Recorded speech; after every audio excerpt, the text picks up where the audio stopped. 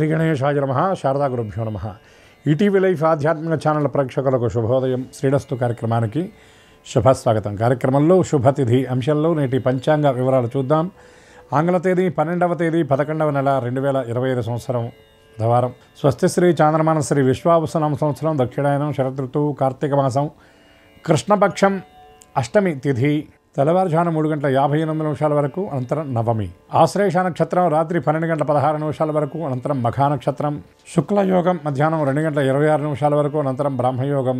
బాలవకరణం సాయంత్రం 4:27 వరకు, అనంతరం కౌలవకరణం. వర్జ్యం మధ్యాహ్నం 1:14 నుండి 2:49 వరకు. దుర్ముహూర్తం ఉదయం 11:33 నుండి 12:19 వరకు. అమృత ఘడియలు రాత్రి 10:41 నుండి 12:16 వరకు. నేటి రాహుకాలం మధ్యాహ్నం 12 నుండి 1:30 వరకు.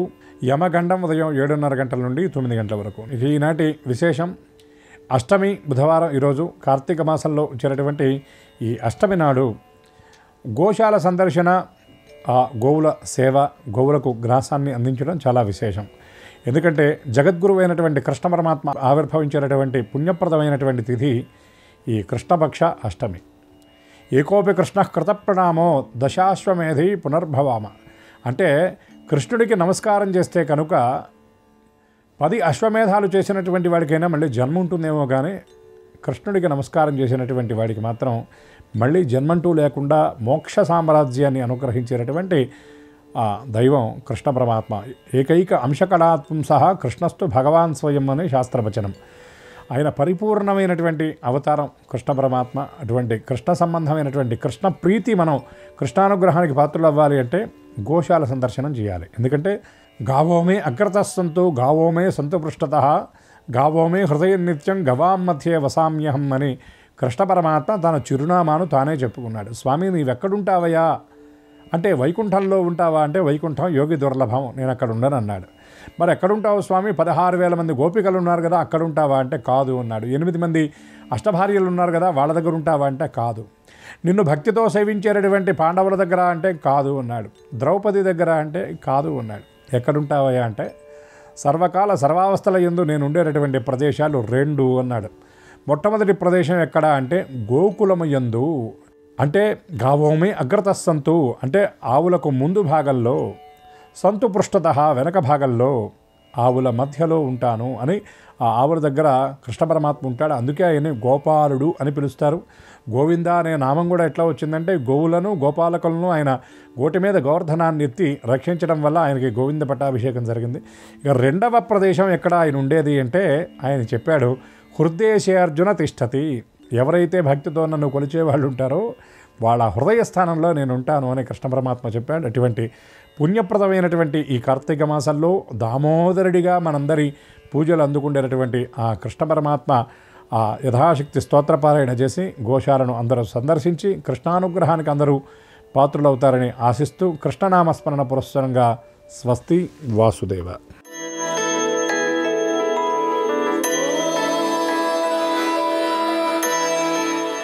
ఈటీవీ లైఫ్ ఆధ్యాత్మిక ఛానల్ ప్రేక్షకులందరికీ నమస్కారం. శ్రీరస్తు కార్యక్రమంలో గ్రహయోగం అంశానికి స్వాగతం. ఈనాటి ఈ గ్రహయోగం శీర్షికలో మేషాది 12 రాశుల వారికి కలిగే శుభ అశుభ ఫలితాలని, అవసరమైన సందర్భాల్లో ప్రత్యామ్నాయ మార్గాల్ని తెలుసుకుంటారు. అంతేకాక ఏ రాశి వారికి ఏ దైవ దర్శనం శుభంకరమో, ఏ రాశి వారికి ఏ దిక్ ప్రయాణం లాభకరమో, ఏ రాశి వారు ఏ రంగు దుస్తుల్ని ధరించినట్లయితే సర్వకార్య పరిసమాప్తి అవుతుందో, ఏ రాశి వారికి ఏ సంఖ్య నేటికి మాత్రం అదృష్ట సంఖ్యగా ఉండబోతోందో ఆ విశేషాలని క్రమంగా తెలుసుకుంటారు. వీటితో పాటు లోకంలో మనం మాత్రమే ప్రాణం కలిగిన వారుగా అనుకుంటూ ఉంటాం. కానీ మౌనంగా ఉంటూ ఉచ్ఛ్వాస నిశ్వాసాలను చేస్తూ మనకి లాభాన్ని కలిగించేవి, ఆరోగ్య అభివృద్ధిని కలిగించేవి వృక్షాలు. అటువంటి వృక్షాలకు ఉన్నటువంటి ప్రాశస్త్యం ఏమిటో, ప్రాధాన్యం ఏమిటో శ్రీకరం శీర్షికలో ఇప్పుడు తెలుసుకుందాం.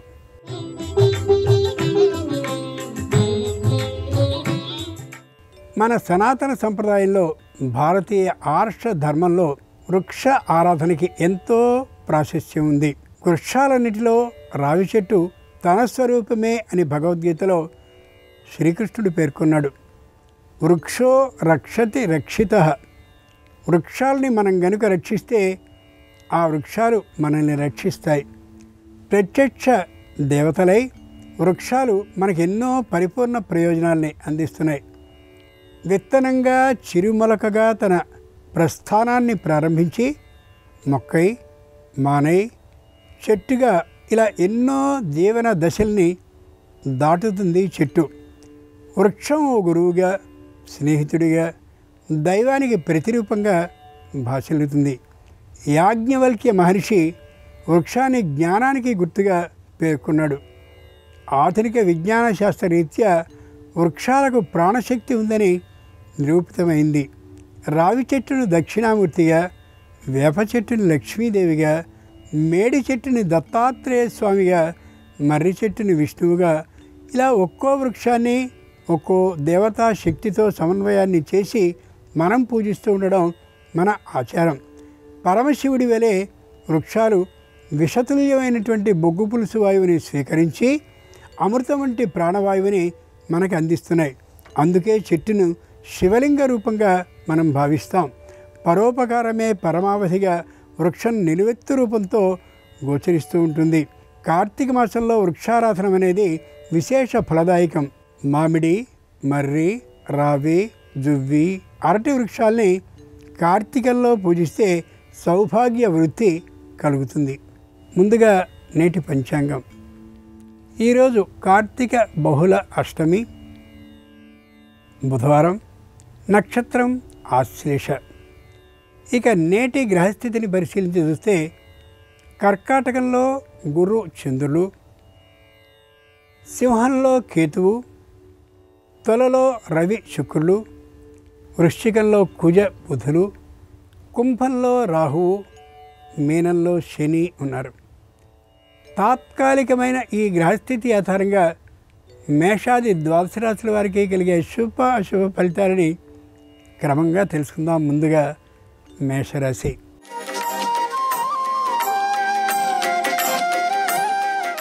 ఈరోజు మేషరాశి వారి ఫలితాలని పరిశీలన చూస్తే సర్వత్ర విజయాన్ని పొందగలుగుతారు. తాత్కాలికంగా మాత్రం మానసికమైన ఆందోళనకి గురయ్యే అవకాశం ఉండొచ్చు. అయినా కార్య పరిసమాప్తి అయి తీరుతుంది. వ్యాపార స్థలాన్ని మరో చోటికి మార్చాలని కానీ, వ్యాపార స్థలానికి కొత్తమైనటువంటి సొబగులు అద్దాలని ఆర్థికమైన ఖర్చులకి గురి చేయడం ఏమాత్రము సరైనటువంటి అంశం కాదు. అన్నదమ్ములు అప్పచెల్లెళ్ళ మధ్య సయోధ్యభావం విశేషంగా పెంపొందే అవకాశం ఉంటుంది.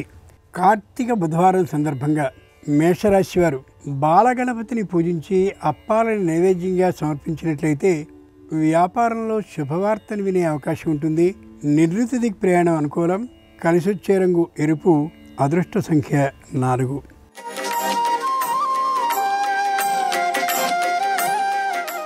ఈరోజు వృషభ రాశి వారి ఫలితాలని పరిశీలించి చూస్తే షష్ఠంలో రవి ఉన్నటువంటి కారణంగా వీరి మాటకి ఏమాత్రపు వెనుకబాటుతనము లేకుండా ఉంటుంది.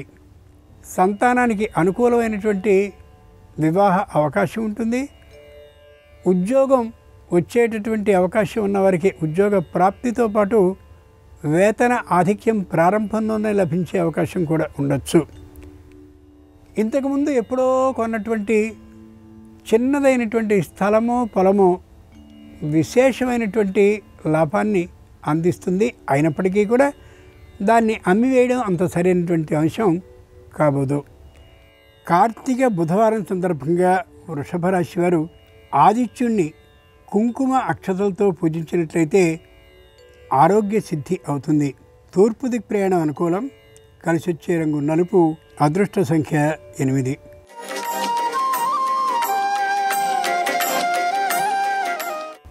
ఈరోజు మిథున రాశి వారి ఫలితాలని పరిశీలించి చూస్తే అందరినీ కలుపుకొని పోయేటటువంటి ధోరణితో మాత్రమే ఉంటారు. ఏ విధంగానూ కూడా తమ మీద బాధ్యతను పెట్టుకోకుండా పై అధికారులని కూడా కలుపుకొని మాత్రమే ఉద్యోగ విధిని నిర్వహిస్తూ ఉంటారు. అది ఎల్లప్పుడూ క్షేమంకరమైనటువంటి విధానం మాత్రమే.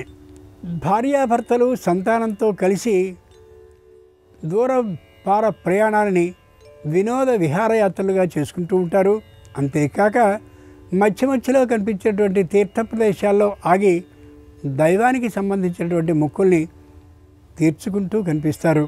కార్తీక బుధవారం సందర్భంగా మిథున రాశి వారు కళ్యాణ వెంకటేశ్వర స్వామి వారిని పసుపు అక్షతలతో పూజించినట్లయితే గృహంలో శుభకార్యం జరిగే అవకాశం ఉంటుంది. ఉత్తర దిక్ ప్రయాణం అనుకూలం. కలిసొచ్చే రంగు తెలుపు. అదృష్ట సంఖ్య 3.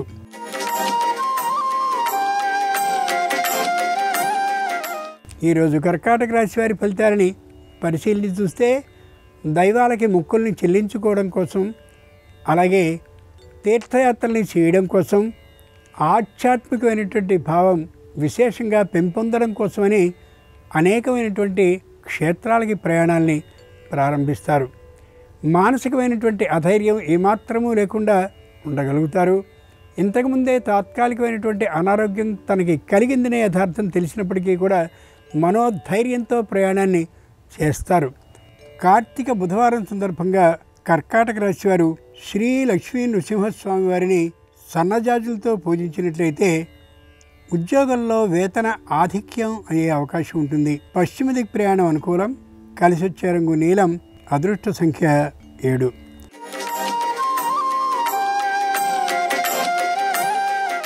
ఈరోజు సింహరాశి వారి ఫలితాలని పరిశీలించి చూస్తే పాడి పరిశ్రమలో విశేషమైనటువంటి ధన ఆదాయం కోసమని కొత్తగా గోవుల్ని కొనుక్కునేటటువంటి అవకాశం ఉండొచ్చు. ప్రతి గోవుకి సంబంధించినటువంటి ఆ మేత మొదలైనటువంటివన్నీ కూడా ఎవరెవరో దాతలు ఇస్తూ ఉండేటటువంటి కారణంగా ఏమాత్రపు వ్యయము లేకుండా మొత్తం ఆ కార్యక్రమాన్ని చేయగలుగుతూ ఉంటారు. పూజలు, వ్రతాలు, యజ్ఞాలు, యాగాలు, హోమాలు ఇతరమైనటువంటి ద్వారా ఆధ్యాత్మిక సంపన్నత కలిగి ఉండడమే కాకుండా మంచి ఆదాయాన్ని సంపాదించుకోగలుగుతారు. కార్తీక బుధవారం సందర్భంగా శ్రీహరిని చామంతులతో పూజించినట్లయితే ఉద్యోగంలో శాశ్వత భద్రత లభించే అవకాశం ఉంటుంది. నివృత్తి దిక్ ప్రయాణం అనుకూలం. కలిసొచ్చే రంగు నలుపు. అదృష్ట సంఖ్య 6.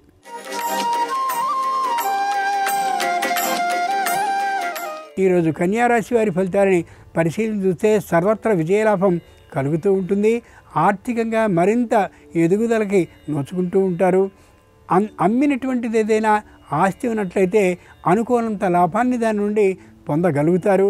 ప్రతి పైసకి కూడా సరైనటువంటి విధంగా లెక్క పత్రాలని రాస్తూ ఉండేటువంటి కారణంగా ఏ విధమైనటువంటి వ్యతిరేకతాభావం ప్రభుత్వం నుండి కానీ శత్రుజనం నుండి కానీ వచ్చే అవకాశం ఉండదు. చక్కనైనటువంటి పురస్కార లాభానికి అవకాశం కూడా ఉండొచ్చు. వృత్తి, ఉద్యోగ, వ్యాపారపరమైనటువంటి ఆదాయం ఈ రాశి వారికి విశేషంగా ఉంటుంది.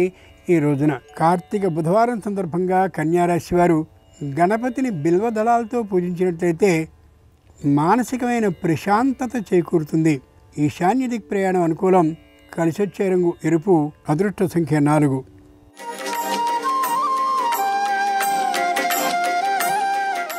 ఈరోజు తులారాశి వారి ఫలితాలని పరిశీలించి చూస్తే మానసికంగా దృఢంగా ఉంటారు. ఆర్థికంగా బలంగా ఉంటారు. సంతానానికి సంబంధించినటువంటి విద్య అభివృద్ధి కోసమని చెప్పలేనటువంటి ప్రయత్నాల్ని ప్రారంభిస్తూ ఉంటారు. తల్లిదండ్రుల అనారోగ్యాన్ని బాగా పట్టించుకుంటూ ప్రత్యేకమైనటువంటి శ్రద్ధని పాటిస్తారు. వృద్ధులు, అనారోగ్యవంతులు ఎవరైనా ఉన్నట్లయితే వారి విషయంలో చేయవలసినటువంటి తగిన ఆర్థిక సహాయాన్ని కూడా చేయడానికి ఏమాత్రం వెనుకబాటుతనాన్ని కలిగి ఉండరు. తరచూ దైవ దర్శనాన్ని చేస్తూ ఉంటారు. తరచూ విరాళాలని దైవానికి సమర్పించుకుంటూ ఉంటారు.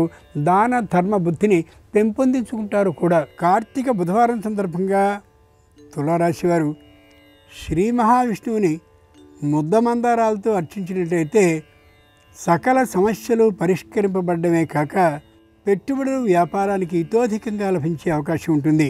తూర్పు దిక్ ప్రయాణం అనుకూలం. కలిసొచ్చే రంగు తెలుపు. అదృష్ట సంఖ్య 2.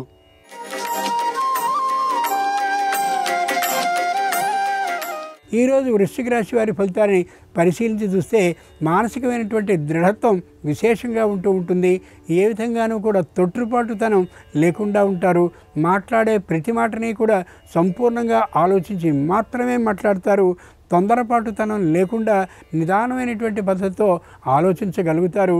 తల్లి తండ్రిని తమ వద్దకు రావాల్సిందిగాను లేదా వారే వచ్చేటటువంటి తీరుగాను మాట్లాడుతూ ఉంటారు. సంపూర్ణమైనటువంటి ప్రీతిభావాన్ని, అన్యోన్యతా విధానాన్ని పాటించేటటువంటి దృక్పథంతో ఉంటారు. తాత్కాలికంగా ఉన్నటువంటి అనారోగ్యానికి సంబంధించిన ఔషధ సేవని పాటించాలనేటటువంటి ఆలోచనకి దృఢంగా వస్తారు. కుటుంబంలో ఏ ఒక్కరికి ఏ విధమైన ఇబ్బంది రాకుండా ఉండేందుకు అన్ని విధాలైనటువంటి ప్రయత్నాల్ని చేస్తారు. కార్తీక బుధవారం సందర్భంగా వృశ్చిక రాశి వారు నృత్య గణపతిని పూజించి అరటి పండ్లను నైవేద్యంగా సమర్పించినట్లయితే నూతన భూ లాభానికి అవకాశం ఉంటుంది.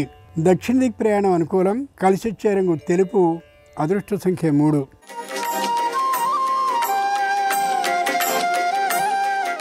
ఈరోజు ధనురాశి వారి ఫలితాలని పరిశీలన చూస్తే మానసికంగా దృఢంగా ఉంటారు.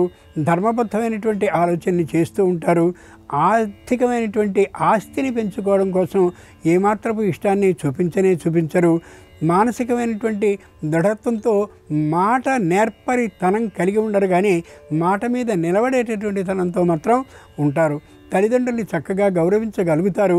అన్నదమ్ములతోనూ అపచెల్లెలతోనూ సయోచ్యతాభావంతో ఉంటారు. అక్కడ చేస్తూ ఉండేటటువంటి వృత్తి ఉద్యోగ వ్యాపారాల్లో కూడా వీరికంటూ ప్రత్యేకమైనటువంటి స్థానాన్ని ఏర్పరచుకుంటారు. ఏ విధమైనటువంటి వ్యతిరేకతాభావము లేకుండా చేసుకోగలుగుతారు. కార్తీక బుధవారం సందర్భంగా ధనురాశి వారు శ్రీరామచంద్రమూర్తి వారిని మందారాలతో అర్చించినట్టయితే పదవీ లాభం నూతనంగా అయ్యే అవకాశం ఉంటుంది. పశ్చిమ దిక్ ప్రయాణం అనుకూలం. కలిసి వచ్చే రంగు నీలం. అదృష్ట సంఖ్య 7.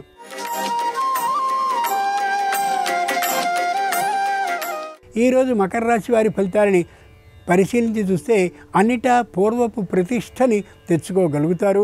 ప్రతి వారిని కూడా దూరం కాకుండా ఉండేలాగా తమ వాక్ చాతుర్యంతో తమకు వశులు అయ్యేలాగా చేసుకోగలుగుతారు. ఆర్థికమైనటువంటి రుణాలు కలిగి ఉన్నప్పటికీ కూడా ఏమాత్రము వెనుకబాటుతనము లేకుండా పూజలు, వ్రతాలు, పురస్కారాలు, నోములు మొదలైనవన్నీ చేసుకుంటూ కనిపిస్తారు. తాము ఇచ్చినటువంటి మాటను ఏమాత్రము తప్పకుండా ఉండేటటువంటి ఆ తనం కారణంగా వ్యాపారం మళ్ళీ పూర్వపు స్థాయికి వచ్చే అవకాశం ఉంటుంది. కార్తీక బుధవారం సందర్భంగా మకర రాశి వారు తరుణ గణపతిని పూజించి ఉండ్రాళ్ళను నైవేద్యంగా సమర్పించినట్లయితే ఆకస్మిక ధనప్రాప్తికి అవకాశం ఉంటుంది. దక్షిణ దిక్ ప్రయాణం అనుకూలం. కలిసి వచ్చే రంగు తెలుపు. అదృష్ట సంఖ్య 2.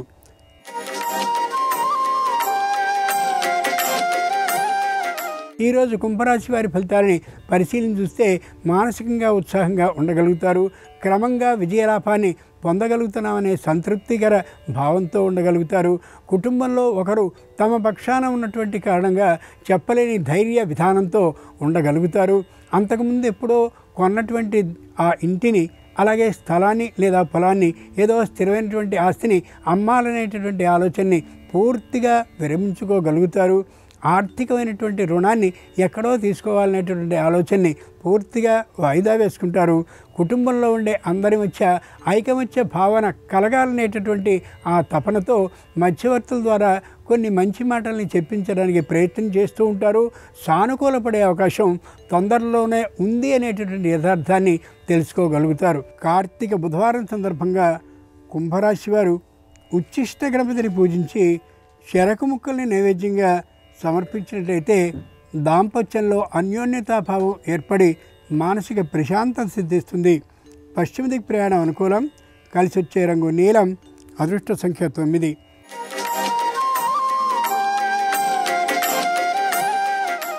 ఈరోజు మీనరాశి వారి ఫలితాలని పరిశీలించి చూస్తే వృత్తిపరమైనటువంటి ఆదాయం కొద్దిగా పెరిగే అవకాశం వస్తుంది. వ్యాపారపరమైనటువంటి ఆదాయం చక్కగా పెరుగుదలకు నోచుకుంటూ కనిపిస్తూ ఉంటుంది. ఉద్యోగపరమైనటువంటి ఆదాయం మానసికమైనటువంటి పరిస్థితి సక్రమంగా లేనటువంటి కారణంగా అంత ఉత్సాహంగా ఎదుగుదలకు నోచుకోకపోవచ్చు. శారీరకమైనటువంటి అనారోగ్యం కుటుంబం మొత్తానికి ఉండేటటువంటి కారణంగా వచ్చినటువంటి ఆదాయం వచ్చినట్టుగా ఔషధ సేవకే సరిపోతూ ఉండడంతో తాత్కాలికమైనటువంటి మనస్తాపం కలిగే అవకాశం ఉండొచ్చు. ప్రత్యేకమైనటువంటి మరో వృత్తిని చేపట్టాలనేటటువంటి ఆలోచనకి శ్రీకారం చుడతారు. ఆ వృత్తిలో మంచి లాభాన్ని పొందేందుకు, గుర్తింపు పొందేందుకు తగినటువంటి కృషిని ప్రారంభిస్తూ ఉంటారు. కార్తీక బుధవారం సందర్భంగా మీనరాశి వారు శ్రీకృష్ణుని తులసీ దళాలతో అర్చించి వెన్నను నైవేద్యంగా సమర్పించినట్లయితే కుటుంబంలో సమస్యలన్నీ కూడా పరిష్కరింపబడే అవకాశం ఉంటుంది. ఉత్తర దిక్ ప్రయాణం అనుకూలం. కలిసి వచ్చే రంగు పసుపచ్చన. అదృష్ట సంఖ్య 5. ఇవి ఈనాడు ద్వాదశ రాశుల వారికి కలిగే శుభ అశుభ ఫలితాలు. ఈరోజు బుధవారం అయినటువంటి సందర్భంగా గణపతి శ్రీ మహావిష్ణువు అనుగ్రహం సంపూర్ణంగా సర్వరాశుల వారికి కలగాలని హృదయపూర్వకంగా ప్రార్థిస్తూ స్వస్తి. నమస్కారం.